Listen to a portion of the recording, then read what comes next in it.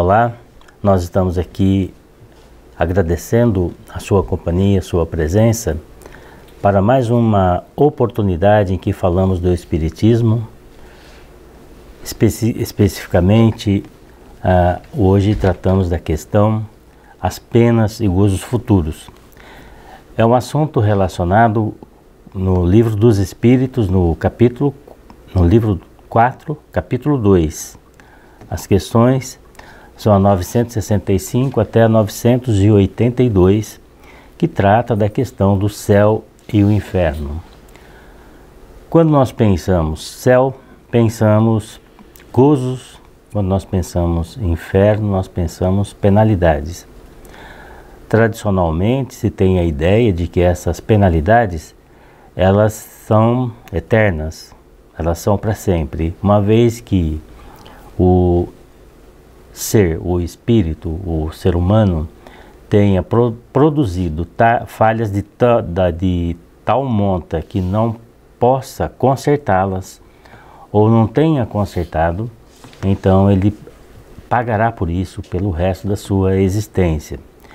Essa ideia de imortalidade, ela é comum, ela é transcendente, mas o que muda são as formas de interpretar a realidade do espírito nessa transcendência ou nessa imortalidade.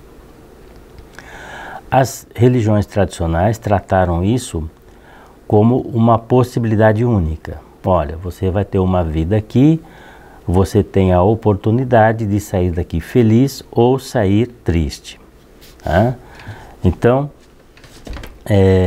para aquelas pessoas que cumprem as suas obrigações, os seus deveres, que respeitam a justiça na sua integralidade, na sua integridade, então essas pessoas, elas estarão numa situação de beatitude, uma situação muito boa, enquanto as outras pessoas, aquelas que deixaram de respeitar os limites das outras pessoas, os direitos das outras pessoas, que usaram da agressão, da maldade e de todos os recursos negativos que costumamos ouvir e tomar conhecimento sobre eles, então essas pessoas não teriam outra oportunidade na vida a que não fosse o sofrimento. Aí fica a questão, mas que sofrimento, né? Porque se houve a morte, não tem mais o corpo físico, então a alma sente dor. Que tipo de sofrimento é esse? Realmente o corpo físico ele é preparado para perceber, captar percepções. E a transformação destas sensações, depois que passa por todo o mecanismo do corpo humano, é transformar o efeito dessas sensações, dessas percepções em sensações e depois sentimentos numa etapa mais aprofundada desse desenvolvimento. Então, esse processo de desenvolvimento, para quem tem apenas a ideia de que a vida vai ser apenas uma, ele precisa acontecer de uma forma intensiva, de uma única vez e acabou, é uma única chance.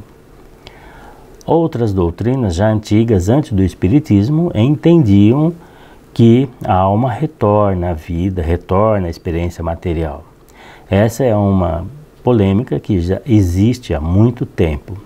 A doutrina espírita não criou essa ideia de reencarnação, e nem de imortalidade da alma, e nem de comunicabilidade. Apenas disciplinou isso, apenas estudou isso, estuda isso, e busca criar uma disciplina para que se compreenda, para que se entenda o processo do desenvolvimento, da evolução espiritual, de uma maneira coerente, de uma maneira racional. Tá? E a racionalidade indica que uma vida é muito curta para que as pessoas possam atingir o máximo da sua plenitude. Então, considera-se que, uma vez perdido o corpo físico pelo fenômeno da morte, a desencarnação, esse espírito vai ao plano espiritual e, se ele merece a beatitude do céu, vai gozar essa beatitude para o resto da sua existência. Não tem resto, é toda a existência, serei imortal, né? Aí a gente encontra uma das primeiras dificuldades para compreender a doutrina desta maneira, porque existem diversos estágios de compreensão, de entendimento e até de relacionamento entre as pessoas, alguns melhores, outros mais ou menos, e a gente se encontraria então no céu, numa situação de apenas gozo, onde outros anjos, espíritos superiores, arcanjos, estariam lá trabalhando para a gente. Engraçado, e a gente sem fazer nada. Então esse é um primeiro ponto que choca, uma primeira situação que nós buscamos entender o sentido. Ao mesmo tempo que aqueles que não atingiram o direito a este céu, a essa possibilidade celeste, então estariam condenados a uma penalidade eterna sem remissão. Bom, a sede de sentimentos, de razão, de pensamento, é toda dentro do espírito, da mente espiritual. A mente material, ela processa todas essas informações no sentido de passar para o espírito subsídios para o seu desenvolvimento, para o seu aprendizado. Mas quem realmente aprende, quem realmente desenvolve, quem realmente vai além, é então a essência espiritual, que tem um corpo espiritual, que dá forma, que dá a sua consistência e possibilidade de trânsito individualizado dentro da dimensão espiritual. Então, como a sede do sentimento é aí, então essas penalidades e esses gozos, eles não são de ordem material. Não há necessidade de bens para garantir essa possibilidade na vida futura. Isso está de acordo, por exemplo, com uma expressão de Jesus, em que ele diz, não junte tesouros que as traças comem e a ferrugem corroem, né? Junte tesouros que as traças não comem e a ferrugem não corroem. O que significa isso? Essas coisas que são de origem simplesmente material, são suporte da vida material, estão aqui disponíveis, devem estar disponíveis a todas as pessoas, mas ninguém vai levá-las junto consigo para a dimensão espiritual e elas não vão ter nenhuma utilidade na dimensão espiritual. E mais do que isso, né? Quanto maior for a capacidade de desapego em relação a esses bens materiais, na hora da transição da vida material para a espiritual, quanto maior for a capacidade de desapego aí, melhor será a condição de vida desse indivíduo, que, se ligado a esses bens, se ele não consegue se desapegar deles, fica preso numa situação que parece uma dimensão intermediária, mas não. Fica preso num processo de auto-obsessão em que não consegue se desvincular daquilo que ele considera seu. Sejam os bens materiais, sejam as pessoas, né?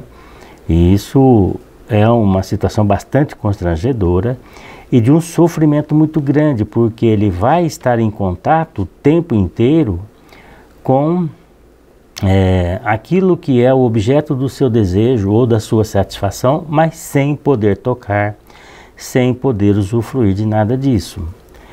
Então essa é uma possibilidade real, complexa para o espírito que está desencarnado e que fica aí numa situação de desentendimento e desequilíbrio que pode levar séculos, né? Às vezes em comunicações mediúnicas a gente encontra a situação de pessoas que ficaram vinculados a bens materiais, às suas ligações materiais, há séculos e estão lá presas e não conseguem se soltar daquilo. Isso é a situação que a gente poderia dizer, esse irmão, esse espírito, ele está numa situação vivendo o inferno, porque ele não conseguiu se libertar daquilo que era vício, daquilo que não era fundamental, daquilo que não é importante e imprescindível na sua realidade. Há outros que têm uma facilidade muito grande e não se importam muito com isso, usam sim, usufruem sim durante toda a sua existência, durante todo o seu trânsito pela matéria, mas não ficam presos a nenhuma dessas relações e então tem uma recuperação no plano espiritual bastante mais tranquila. Isso então demonstra que o sofrimento ele não é diretamente de natureza material, não é um sofrimento que dói no corpo, apesar de existir o corpo espiritual, né? O corpo transcendental, que é o veículo para a alma, para o espírito. As dores não atingem esse corpo, as dores atingem a razão, o sentimento, é uma dor moral, uma dor que não tem como resolvê-la, ela não há um antídoto para essa dor que não seja a compreensão, que não seja a superação do motivo que a produz, que a provoca. O motivo que a provoca é uma paixão, ciúme, apego material, ódio, raiva, todas essas paixões, elas provocam uma dor moral. E à medida em que nós conservamos essas paixões ao longo da nossa realidade, então a dor é uma consequência disso. Um outro ponto significativo encontra-se na questão 966 do Livro dos Espíritos, né? Em que está lá explicado que a dor, ela também, ou o sofrimento, esse sofrimento, ele tem relação com o nível de conhecimento do espírito. Então, as pessoas que enquanto estão aqui conseguem ter uma compreensão da realidade espiritual, ter uma compreensão da necessidade de se desvincular das paixões, né? Jesus faz aquelas recomendações de perdoar os inimigos, orar pelos que nos perseguem, fazer o bem sem olhar para quem. Está dentro desse contexto, né? Quando a pessoa tem essa compreensão, ela vive de uma maneira em que ela não guarda ressentimentos profundos consigo, tá? Quando ela tem esse conhecimento, quando ela consegue se livrar desse processo, então ela tem uma facilidade, um trânsito facilitado pela dimensão espiritual sem o sofrimento. Então o sofrimento é principalmente causa do desconhecimento. Muitas vezes da teimosia de querer manter em si aquilo que não é fundamental, aquilo que não é necessário, aquilo que não é mais preciso.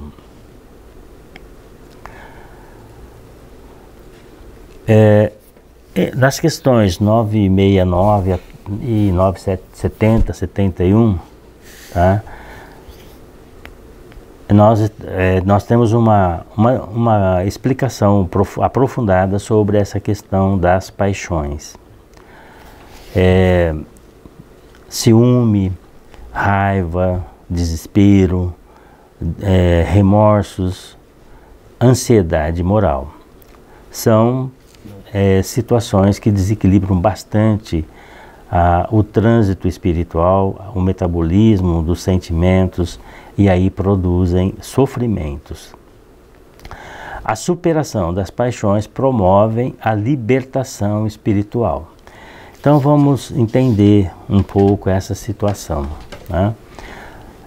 Nós olhando para a história da humanidade, desde Caim e Abel, vamos considerar então os ensinamentos que estão na Bíblia, que foram seguidos por todas as religiões espiritualistas até agora, e que, independentemente de como se as classifiquem, seja por mito, seja por lenda, seja como for, elas têm um conjunto de informações, muitas vezes são figuras de linguagem, são historietas, né? Fábulas não, são parábolas, que têm como objetivo dar ao espírito em desenvolvimento, que não tem conhecimento, que não compreende todas as coisas, uma forma de entender a realidade. As parábolas, elas são essencialmente boas nesse sentido, de fazer com que a gente perceba coisas que a gente não pensa nelas. Porque ela relaciona um fim remoto, um fim longe do nosso entendimento, com fatos do dia a dia, com as situações que a gente está vivenciando o tempo todo, tá? Então, nós vemos lá que logo no começo da história da humanidade contada na Bíblia, nós temos ali um fratricídio. Caim mata Abel. Depois nós vamos ter, ao longo de toda essa história aí, situações de desequilíbrio entre as pessoas, né? Sempre desequilíbrio. Até chegar no ponto de Abraão, por exemplo, que tinha tido um pacto com Deus e que teria um filho, e que esse filho daria a ele uma descendência. Só que quando a criança tinha 8 anos, Abraão recebe uma orientação de sacrificar o filho. Deus estaria fazendo isso como uma prova da fé de Abraão. Aí, né, vem logo uma questão assim, ao raciocínio, a razão é: Deus não é perfeito? Deus não sabe de todas as coisas? Ele não saberia que Adão confiaria cegamente nele e ele ia fazer o que Deus mandou? Ele não ia desconfiar disso? Porque se Deus não tem esse conhecimento, precisa dessa prova, então ele não é tão perfeito assim, né? Ou será que esse Deus que está falando para Abraão fazer isso não era Deus, era um falso profeta querendo se passar por Deus e tentando enganar Abraão? Já que depois aparece o anjo de Deus oferecendo o cordeiro para que ele faça a substituição. E o que demonstra essa história? Que a gente precisa estar muito atento, com muito cuidado, com muita atenção em relação aos enganos que o mundo pode nos trazer. Jesus falou dos falsos profetas, né? Eles estão por toda parte, eles estão em todos os lugares, eles são capazes de convencer até os escolhidos, segundo as palavras de Jesus. Mas como funciona isso, né? Que jeito é que os falsos profetas fazem isso? Temos esse exemplo do Abraão, que era uma pessoa correta, uma pessoa de muita fé, confiava plenamente em Deus e passou por essa dificuldade. Talvez ele nunca tenha percebido isso, né? Talvez os religiosos que estudaram a Bíblia até hoje não tenham percebido isso, ou não tenham feito essa relação. Quando a gente olha para uma coisa e diz que ela é sagrada, a gente tem medo de contestar aquilo. Só que aí quando a gente tem medo de contestar uma coisa, mesmo que ela seja sagrada, a gente perde a oportunidade de aprender com ela. Por que Jesus fala de falsos profetas? Olha, porque até Abraão, que é um dos escolhidos, foi enganado, ou pode ter sido enganado, tá? Se Abraão, de repente, tivesse cometido aquela insanidade, né, o sacrifício do filho dele, acreditando que era Deus que teria feito isso, ele ia ter que viver, e não fosse Deus, na verdade, se não tivesse sido, fosse um engano, um engodo, e ele nunca descobrisse que foi um engodo, ele viver para sempre, sempre, sempre com a ideia que Deus ou não acredita nele ou não gosta dele, porque mandou para ele, primeiro prometeu que aquela criança daria a ele uma posteridade, depois mandou executar. Então isso é contraditório. Como é que a gente não contesta uma justiça, um justo como esse, que fala uma coisa agora e outra depois? tá? Nesse caso especificamente, a gente tem Deus intervindo, leva o cordeiro e resolve o problema, que fica claro ali que sim, o Abraão era o cara confiante, tinha fé, tinha de tudo, mas ele estava sendo enganado. Não era para acontecer isso. Numa condição dessa, muitas vezes as pessoas são enganadas numa série de circunstâncias por pessoas que confiam muito, confiam demais, confia plenamente, cegamente, e depois se decepcionam. Essas decepções acontecem aqui na vida material e levam a pessoa a um estágio de revolta completa, revolta absoluta, de não aceitar mais nada, de não confiar em mais ninguém, de não aceitar mais nada. A gente encontra muitas pessoas que reclamam, né? Que não é mais religioso, está fugindo da religião, não quer saber de religião porque só foi enganada. É o ressentimento, né? Depois de confiar tanto em alguém, ou numa instituição, ou em alguma situação que parece, né, tem toda a aparência de ser correto, de ser benéfico, perde-se. Perde-se a fé, perde-se a confiança, perde-se a estabilidade. E no lugar para preencher esse espaço da perda, vem a raiva, o ressentimento contra as pessoas, logo junto com isso aparece o julgamento e o desejo de vingança, né? O ódio e o orgulho e o ciúme, eles acabam se prolongando, se estabilizando ao longo da história do ser humano por causa de situações como essa, em que ele vai sendo desconstruído de vez em quando. Muitas pessoas, né, dentro do espiritismo falam, mas são as provas, a gente tem que passar pelas provas. Sim, são as provas. Mas se a pessoa não sabe das provas, não sabe que provas são essas. Ou por outro lado, por que as pessoas não são preparadas para vencer as provas? Porque elas são colocadas em situação tão desagradáveis assim. Na prática é isso, né? Muito desconhecimento, muitos, entre os falsos profetas, todos eles têm a intenção, o interesse pleno na exploração do outro, da boa vontade do outro, do sentimento do outro.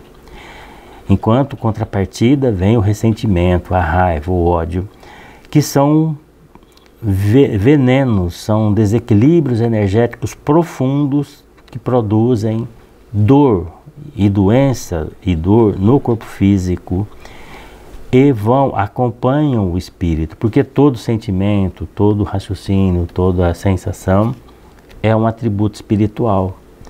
O corpo físico é só um instrumento. Então o espírito ele vai desencarnar com essa carga de energias negativas, de sentimentos negativos, de raiva, até de si mesmo, por causa das dificuldades que foram encontradas. Então é nesse ponto que entram os esclarecimentos da doutrina espírita. Jesus disse que é necessário que haja escândalos, mas ai daqueles por quem ou pelos quais o escândalo venha.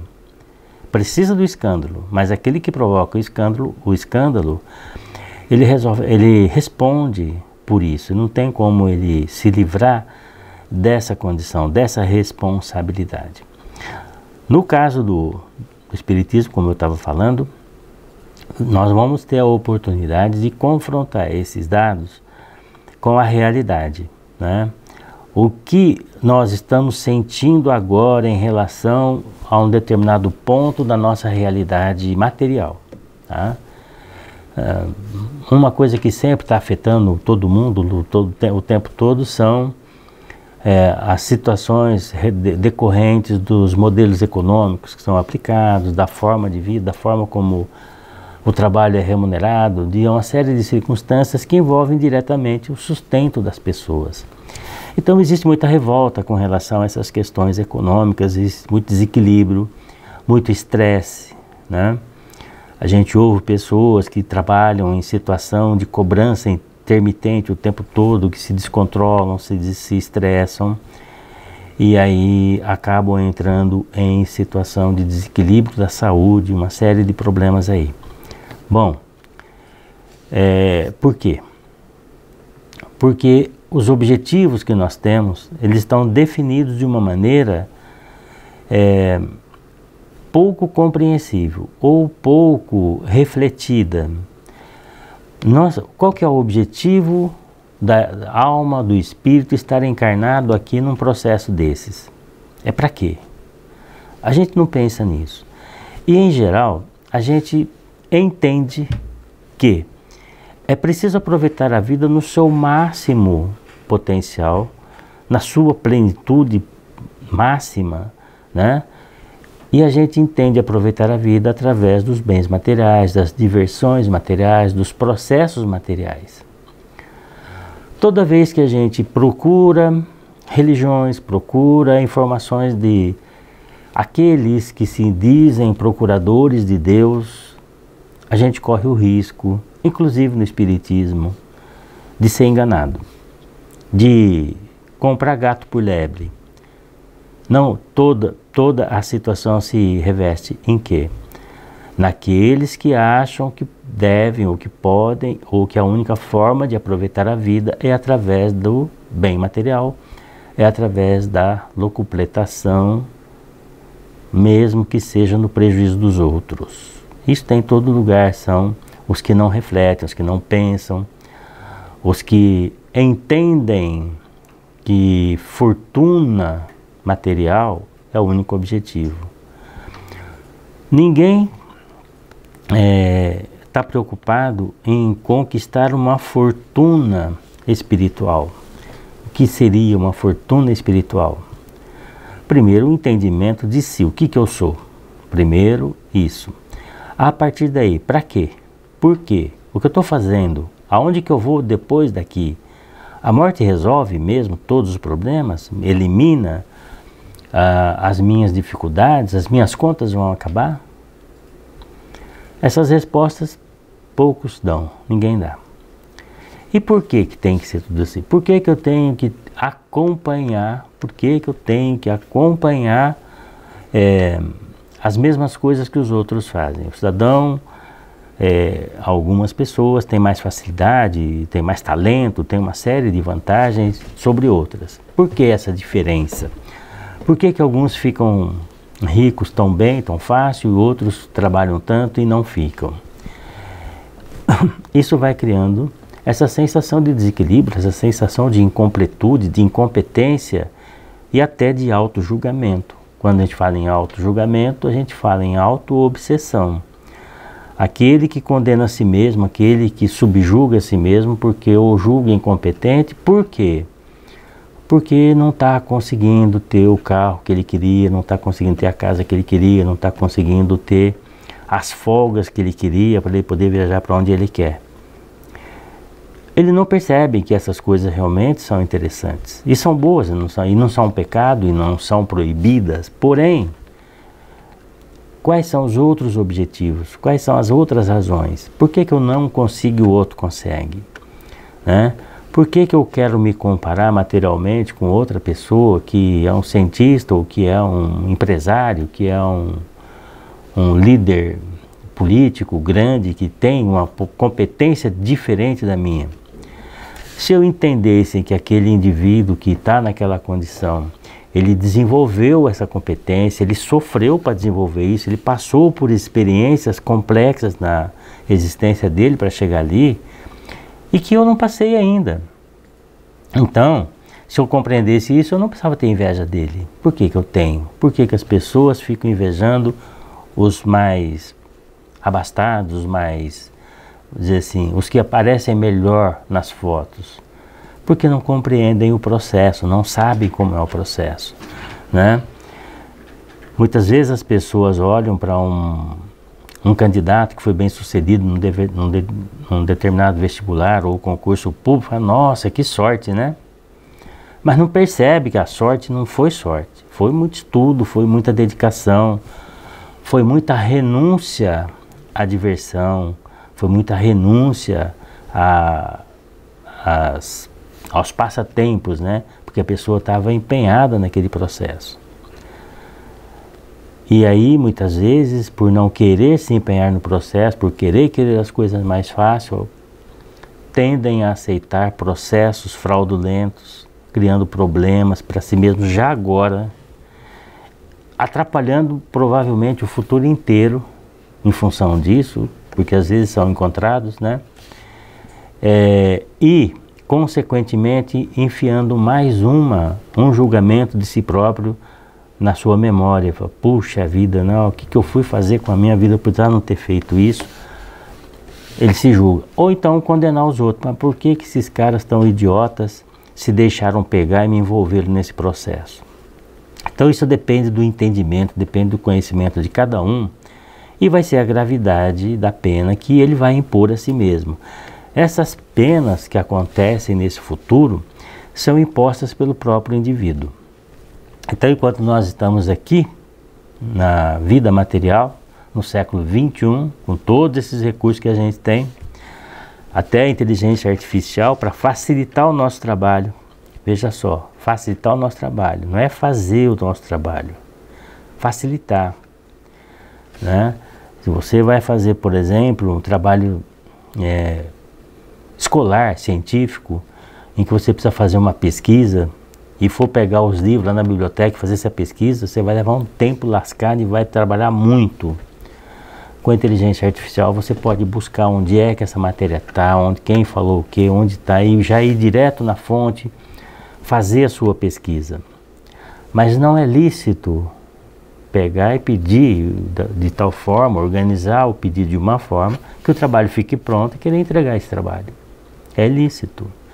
Vai levar uma cacetada do seu orientador, vai levar uma cacetada da sociedade, da escola, pode perder o ano, pode perder um curso inteiro, por causa de buscar o comodismo.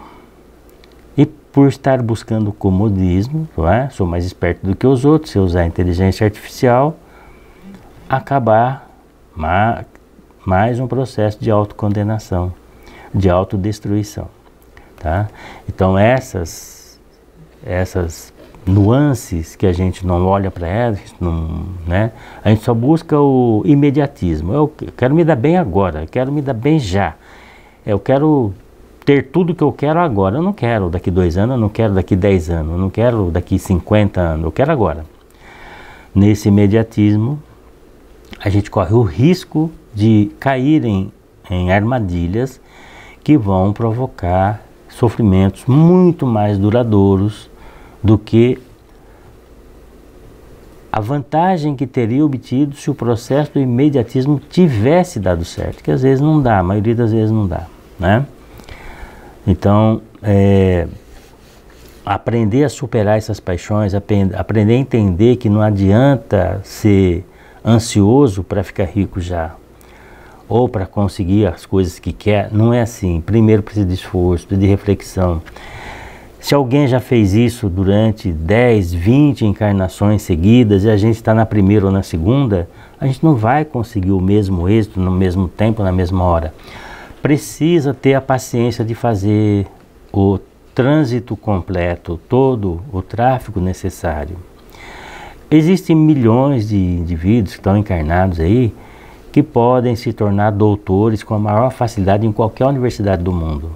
Mas existem outros milhões que também querem fazer isso, e também gostariam muito de fazer isso, mas ainda falta muito conhecimento acumulado para entender o processo e conseguir dar conta disso. Tá?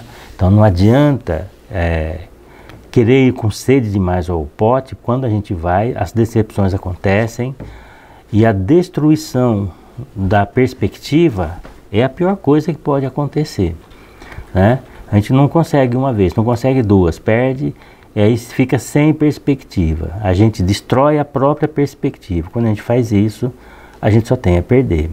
E se candidata a um sofrimento desnecessário.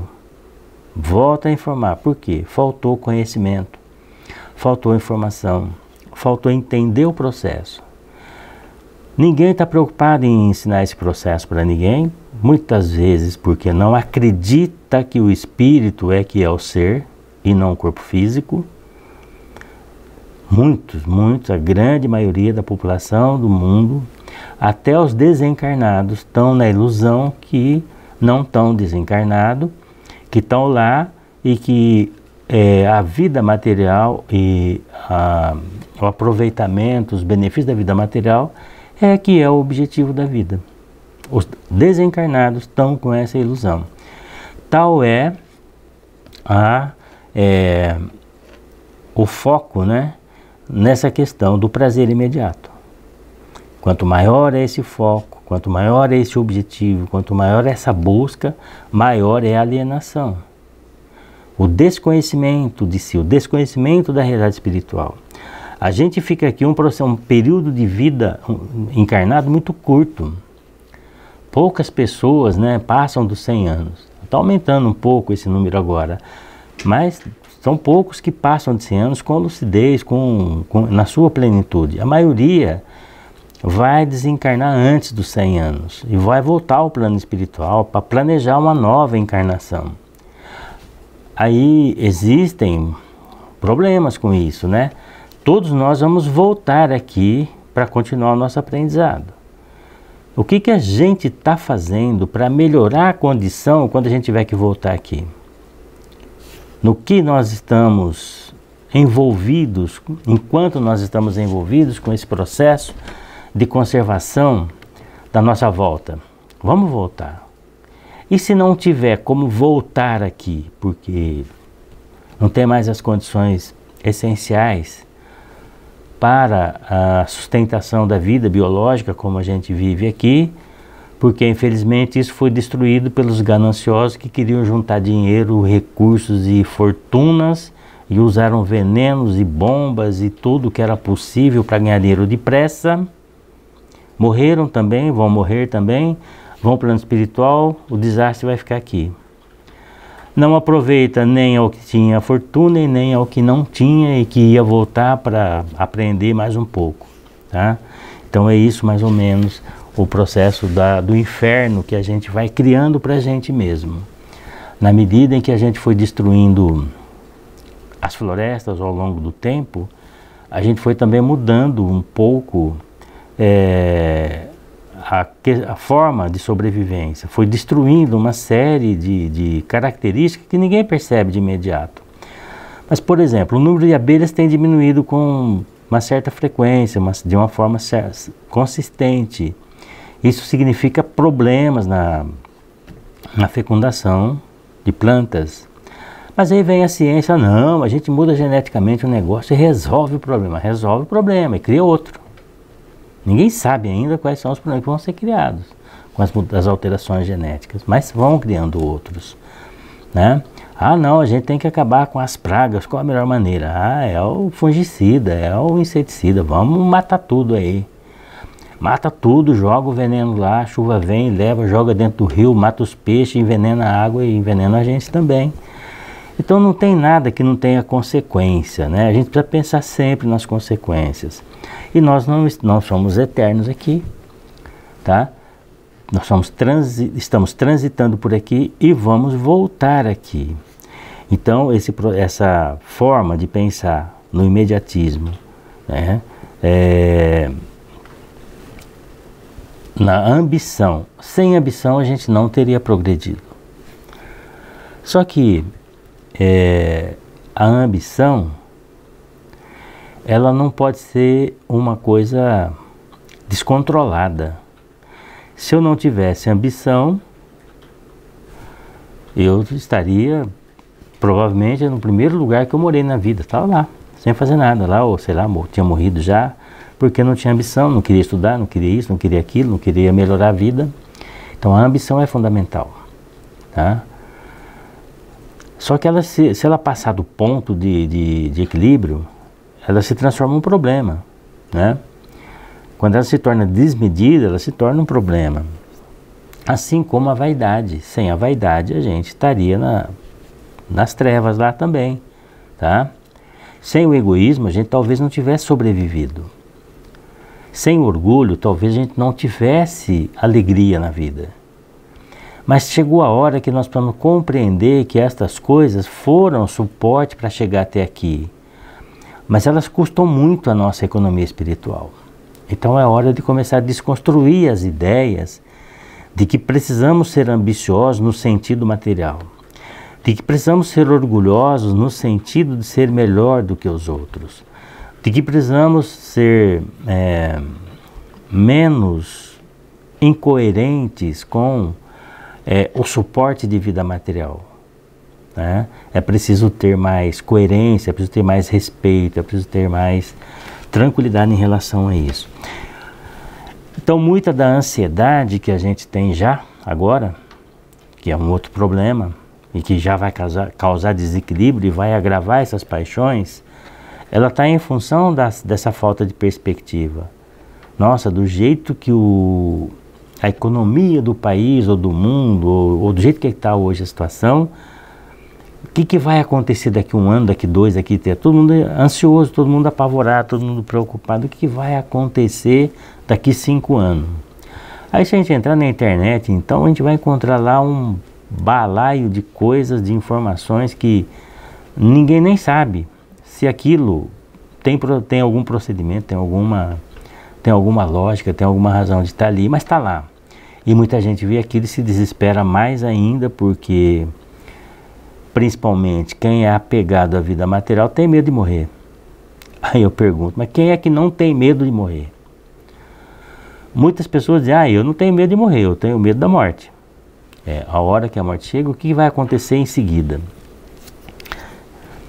São eufemismos, né? Para tentar esconder aquilo que é a realidade, aquilo que é a verdade em si. E nós precisamos não depender de eufemismo, de desculpas e nem de acusação a terceiros pelas nossas faltas, pelas nossas fraquezas. Nós precisamos nos fortalecer nas nossas fraquezas. Tá?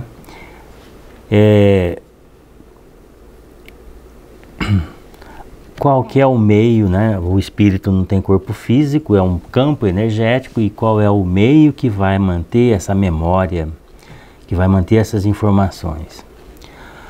Tudo se processa através do pensamento. Né? O pensamento é matéria, o pensamento é uma construção energética limitada, em expansão plena. Existe uma afirmativa ou uma suspeita dos cientistas que o universo está em expansão. Então nós podemos considerar a nossa capacidade de pensar como o universo, que está em expansão. Não tem limite para desenvolver, nem tem limite de condensação de informação, acúmulo de informação. É ilimitado. O nosso pensamento é ilimitado. E ele transita com o sentimento, com aquilo que o espírito considera sentir. As paixões que todas nós citamos, e as que nós não citamos também, elas fazem parte do processo de desenvolvimento do sentimento. Eu citei mais especificamente o orgulho, o egoísmo, ciúme e ambição. Tá? Mas todos eles fazem parte do processo de desenvolvimento de um sentimento só, né? Eles são fragmentos, eles são estruturas que estão ligadas a um tronco que é o ser moral, o ser perfeito, o ser evoluído, o ser livre da necessidade de reencarnação. Então vai chegar um tempo que quem completar o processo de aprendizado vai estar livre. Não é quem completar, porque todos vão completar. E à medida que a pessoa vai completando esse trajeto, esse processo, ela fica dispensada da encarnação. Jesus, por exemplo, ele estava dispensado já de reencarnar. Mas ele, por vontade própria, por necessidade, acabou vindo aqui o processo. Foi uma única vez que ele veio aqui, pelo que consta nas informações dos espíritos. Ele não teve mais de uma vez aqui. Tá? Há controvérsias, há quem diga que ele veio outras vezes, mas isso precisa ser estudado. Será que veio? Não veio? Veio? Qual seria a necessidade? Por que veio? Por que não veio? O fato é que a gente muitas vezes fica dando like, né? em coisas que a gente não tem a menor noção se tem sentido ou se não tem. E esse é um outro problema, e esse é um problema sério. Então, como nós podemos fazer para melhorar a nossa perspectiva de vida futura, de como sair desses embrólios que a gente vai criando para a gente mesmo? Primeiro é o conhecimento. Jesus, conhecereis a verdade vos libertará. João 8:32. Só que, ao longo da história, o conhecimento sempre foi patenteado e segregado para uma pequena porção da população. Os que mandam, os que dominam. E os outros ficam à mercê de migalhas desse conhecimento. Mas chega um tempo que ele é como um dique que se rompe, não dá mais para segurar, todos vão ter acesso ao conhecimento. Mas ter acesso não significa nada, é preciso que a gente vá atrás, compreenda e traga esse sentimento para a gente. Bom, tendo conhecimento, sabendo que o pensamento nos envolve, nos garante, nos comunica uns com os outros, faz com que a gente receba interferência ou influência ou amparo de alguém que está a milhões de quilômetros daqui, a anos-luz daqui. Quando a gente faz uma oração para Deus ou para Jesus, a gente não sabe onde ir. Deus está em todas as partes porque Deus é a inteligência suprema do universo e a energia que causa todo o universo, ela permeia todo o universo. A ideia do panteísmo, ela só tem um pequeno defeito, que é a individualização de Deus. Deus não dá para individualizar, tá? Só que nós, espíritos, nós somos individualizados. Então, quando nós voltamos a Deus, nós não voltamos na condição de nos integrarmos de volta à energia primordial. Nós estaremos juntos da energia primordial, porque ela permanece, tá? Eu falei errado, eu falei que Deus não pode ser individualizado. Nós somos a individualização do pensamento de Deus. Por isso que Jesus falava, eu e Deus somos um. Nós somos a individualização do pensamento de Deus e do poder de Deus. Nós temos o poder de Deus em nós. Mas se a gente não usá-lo, não temos nada, né? Então precisa desenvolver o conhecimento. E quando a gente desenvolve esse conhecimento, a gente vai entender o primeiro mandamento lá. Ama a Deus sobre todas as coisas e ao teu próximo como a ti mesmo. Por quê que a gente vai entender isso? Deus é a energia que permeia todo o universo, é a energia primária do universo. Tudo está contido em Deus. Deus contém tudo. Legal. Então o sentimento que Deus tem está contido em nós. Ou nós temos acesso a ele. Nós podemos ter acesso. Fazer uma interseção com esse conhecimento e desenvolver o sentimento. Para nós desenvolvermos esse sentimento, né, de pertencimento, de estar pertencendo a uma categoria que é Deus, nós temos que ter empatia pelo outro. Simpatia, desenvolver simpatia, empatia. Porque nós somos igual ao outro. Somos da mesma energia. Então, Deus e eu e o próximo somos a Trindade. Pai, Filho, Espírito Santo. Ele é o Deus e energia transcendente. Pai, eu, Filho, você, Espírito Santo. Pelo outro caminho, Pai, você, Filho, eu, Espírito Santo. Só quando a gente compreender isso e colocar isso em prática, a gente vai conseguir desenvolver o amor ao próximo. E isso é uma universalidade. Não dá para fugir desse processo. Não dá para mudar esse processo, tá? Então nós precisamos de doutrinas, de uma forma de compreender essa realidade, de trazer para a nossa realidade esse conhecimento e definitivamente praticar esse entendimento do amor ao próximo, amor a Deus sobre todas as coisas e ao próximo como a si mesmo, porque aí nós vamos estar capacitados a superar as nossas paixões, as nossas mazelas, as nossas dificuldades e nos candidatarmos a um futuro que não é de castigos, que não é de penas, né? E também não é de gozos, mas é de plenitude, é de realidade, é de realização, é de sentimento sincero de um pelo outro, uns pelos outros. Nesse estágio não há sofrimento, não há dores, não há ressentimentos, não há diferença de gozo. Então o gozo é igual para todo mundo e não apenas. Enquanto nós estamos ou estivermos nesse caminho, nós temos em nós não mais, não menos do que uma expectativa de ser ou uma promessa de ser, um embrião a se desenvolver, o embrião que Deus coloca, né, que transfere para a vida natural, para a natureza, para interagir na natureza, que é criado segundo a sua imagem e semelhança, ou seja, tem todas as potencialidades divinas de produzir somente a felicidade no universo. Mas nós pensamos diferente. Enquanto pensamos diferente, nós nos planejamos, nós nos impomos às penas futuras e perdemos a liberdade e a oportunidade dos gozos futuros.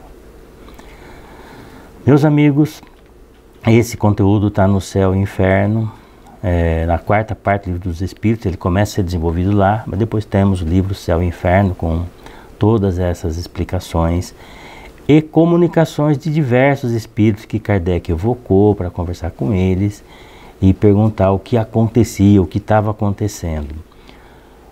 É uma forma de entrar pelo conhecimento. Quero também dizer que esse conhecimento da doutrina espírita, ele não é exclusivo dos espíritas, ele é aberto, é universal e acessível a quem quiser. A doutrina espírita não tem a pretensão de ser uma religião formal, definitiva. Ela tem a pretensão de desenvolver o conhecimento que liberta o ser humano de quaisquer tipo de peias. Logo, é um conhecimento que serve a todas as religiões. Pensemos assim, que Deus nos abençoe e todo o amor de Deus a todos nós. E que assim seja.